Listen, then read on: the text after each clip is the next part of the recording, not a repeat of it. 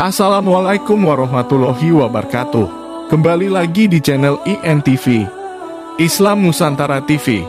Saya akan membahas tentang cerita yang bernuansa Islami. Sebelum lanjut, jangan lupa subscribe terlebih dahulu. Terima kasih. Jari Syekh Nawawi Al-Bantani bisa menyala layaknya sebuah lilin. Syekh Nawawi Al-Bantani ini, sosok ulama sufi ini sering disebut sebagai penyambung sanad ulama Nusantara. Nama Syekh Nawawi Al-Bantani adalah Muhammad bin Umar bin Ali Nawawi Al-Bantani Al-Jawi. Sebutan Al-Bantani berasal dari kata Banten, karena beliau terlahir di Banten.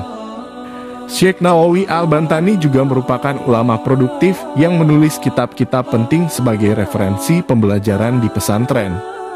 Ayah Syekh Nawawi Al-Bantani, Haji Umar, termasuk salah satu pengurus pesantren ketika itu. Sementara ibu beliau, Subaidah, termasuk salah satu keturunan Sultan Banten, yaitu Sultan Hasanuddin.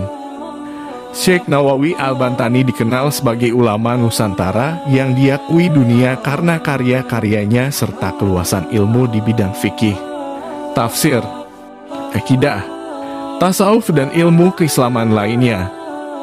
Karena kalimat dan keluhuran akhlaknya, Allah SWT memberikan karomah kepadanya. Ketika Syekh Nawawi bin Umar Al-Bantani sedang menulis kitab Marokil Ubudiyah yang merupakan syarah penjelasan kitab Bidayatul Hidayah milik Imam Al-Ghazali, lampu beliau kehabisan minyak hingga membuat proses menulisnya terhenti. Kebetulan saat itu beliau sedang melakukan perjalanan menggunakan haudah, rumah-rumahan di atas unta.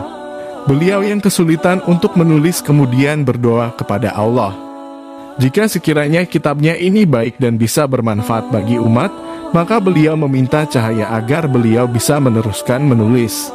Tiba-tiba dengan izin Allah, jempol kaki beliau dalam riwayat lain menyebutkan jempol tangan kiri beliau menyala layaknya sebuah lilin.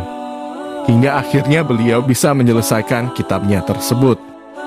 Keras hitam akibat nyala api di jempol itu masih membekas hingga beliau wafat, malah menjadi hikmah tersendiri. Karena ketika pemerintahan Hijaz mengadakan program wajib militer, beliau tidak diterima sebab ada bekas api di jempolnya itu. Ini menandakan penjagaan Allah atas diri beliau. Karena jika saat itu beliau menjadi tentara, mungkin tidak akan banyak kitab yang beliau tulis seperti yang saat ini bersebaran di seluruh tempat. Allah SWT memang telah mengkhususkan Syekh Nawawi Al-Bantani untuk menjadi salah satu penjaga ilmunya di dunia, dan hal ini terbukti dengan banyaknya kitab-kitab agama karangan beliau yang masih terus dikaji hingga saat ini bukan hanya di Indonesia tapi di seluruh dunia. Demikian kisah karomah Syekh Nawawi Al-Bantani yang termasyhur. Wallahu a'lam bishawab. Semoga menjadi ilmu pengetahuan yang bermanfaat. Assalamualaikum warahmatullahi wabarakatuh.